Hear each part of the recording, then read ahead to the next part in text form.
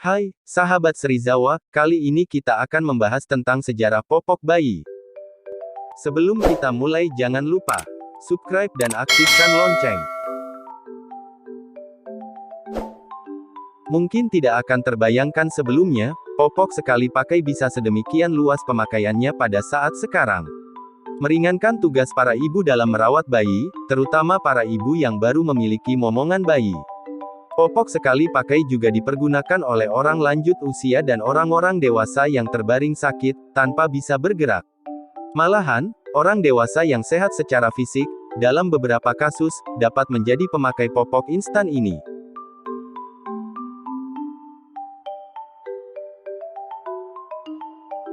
Sejarah popok bayi. Semua perlengkapan bayi yang kita gunakan pasti telah terlebih dahulu ditemukan oleh para penemu. Dari banyaknya jenis peralatan bayi, mari kita lihat siapa penemu dari popok bayi dan bagaimana perjalanannya hingga kini. Popok bayi merupakan perlengkapan penting untuk si kecil terutama ketika ia harus buang air sehingga tidak menyebabkan kekotoran. Popok bayi sekali pakai yang kita kenal pertama kali ditemukan oleh Marion Donovan, seorang wanita yang lahir di Indiana pada tahun 1917. Marion menemukan popok karena dirinya sangat merasa kerepotan ketika harus mengganti dan mencuci popok kain buah hatinya. Selain mencuci popok, ia juga merasa kerepotan ketika harus berulang-ulang mencuci sprei dan baju si kecil. Sejak saat itu ia memutuskan untuk membuat popok bayi yang tidak mudah bocor dan membuat kotoran si kecil berceceran kemana-mana. Marion pertama menggunakan kelambu kamar mandi dan beberapa kain yang tersedia di rumahnya. Ia pun akhirnya menjadi penemu popok waterproof yang hingga sekarang masih terus dihargai dan dikembangkan. Tidak seperti popok karet lain yang dijual di pasaran saat itu, popok buatan Marion tidak membuat kulit bayi iritasi. Karena popok buatannya yang makin diminati, Marion pun melakukan inovasi dengan menambahkan perekat pada bagian samping popok sehingga tidak perlu menggunakan peniti yang berbahaya untuk buah hati. Marion menamakan popok penemuannya dengan nama botter karena bentuknya yang mirip seperti perahu. Marion tidak mencapai kesuksesannya dalam sekejap karena ia sempat tidak menemukan pabrik yang mau memproduksi popok temuannya.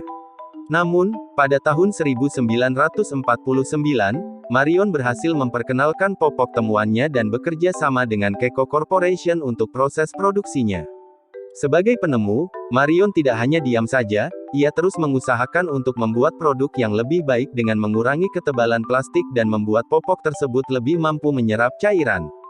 Pada tahun 1961, popok buatan Marion ternyata membuat penemu lain seperti Victor Mills juga memiliki ide hebat yang sama dan merupakan salah satu merek terkenal hingga saat ini yaitu Pampers.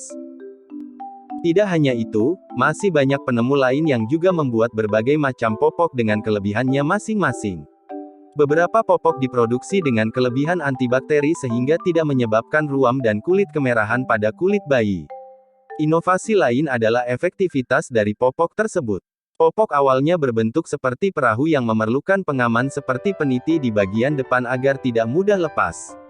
Karena dirasa berbahaya, perekat popok hadir agar lebih aman dan bisa digunakan dengan lebih cepat. Efektivitas popok dengan perekat dirasa belum cukup sehingga para penemu masa kini membuat popok berbentuk seperti celana yang bisa langsung dipakai. Karet pada bagian pinggang membuat popok ini tidak mudah melorot ketika digunakan. Itulah sejarah popok menurut kami, bagaimana menurut sahabat Serizawa? Jika Anda menyukai video kami jangan lupa like, subscribe, share, dan aktifkan lonceng. Terima kasih.